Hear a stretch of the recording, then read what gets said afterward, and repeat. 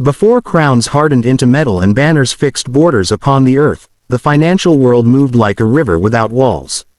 It flowed through villages, ports, valleys, and deserts, guided by trust, memory, ritual, and need. Wealth did not yet march under imperial law. It rested in grain pits, herds, beads, shells, metals, and promises spoken aloud. Exchange was not an abstract system but a social act, woven into kinship, survival, and belief. To trade was to speak, to look, to measure, and to remember. Value lived in hands and habits rather than decrees. In this early world, finance was not separate from life. It was life, circulating through labor, seasons, and shared risk. Long before empire scribes carved ledgers into stone, communities learned that surplus could move. A good harvest created abundance, and abundance demanded choice. Grain could rot, be eaten, or be given. Giving created obligation, and obligation created future return. Thus early finance began as delayed reciprocity. A family stored barley for winter and lent some to a neighbor, expecting help when sickness or drought arrived. There was no interest rate, yet there was expectation shaped by honor. Memory served as the first account book, and reputation acted as enforcement. Those who failed to return favors found doors closed and markets silent. Credit lived in faces, not contracts. Across rivers and coasts, exchange grew wider. Fisher folk met farmers. Mountain herders met valley growers. Goods moved where they were scarce, and stories moved with them.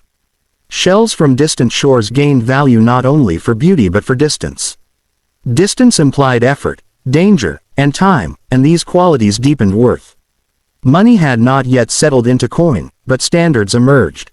A certain weight of metal, a string of beads, or a measure of salt became reference points. These were not imposed from above. They arose from repeated use until agreement felt natural. Finance here was consensus, fragile yet flexible. Temples and shrines soon entered the flow. Sacred spaces stored offerings, and storage created power. Priests managed grain, oil, and cloth, redistributing during famine or festival. In doing so they became early bankers, though clothed in ritual. Deposits were made to please the unseen, withdrawals justified by omen and ceremony. Trust in the sacred replaced trust in law. The temple vault was guarded by belief, not soldiers. Yet even belief required accounting. Tallies were marked, knots tied, tokens stored. The divine watched, but humans still counted. Finance learned to hide within holiness. Time shaped value as much as substance. A promise of wheat after harvest differed from wheat in hand. The future carried risk, and risk demanded reward. Early societies understood this intuitively. They shared risk through collective labor and shared storage. If one field failed, another might succeed. Finance here acted as insurance, spreading loss across many shoulders. No empire mandated this. Custom did. Councils of elders settled disputes, weighing intent and circumstance. Justice in finance was relational, not uniform. What mattered was balance, not equality. Trade routes stitched regions together like veins. Caravans crossed sand and stone, carrying copper, tin, dyes, incense, and ideas. Each journey required capital in the form of animals, guards, and food. Investors emerged as elders or families who supplied resources in return for a share of profit. Loss was accepted as fate or lesson. These ventures expanded financial imagination. Profit became a concept distinct from survival. Accumulation began, though still bound by social limits. Excess wealth invited suspicion unless shared through feasts, gifts, or building. Finance grew, but greed was restrained by culture. Women often stood at the center of this world. In many communities they controlled household stores, managed local exchange, and preserved knowledge of value. Textiles, produced and traded by women, functioned as currency in many regions.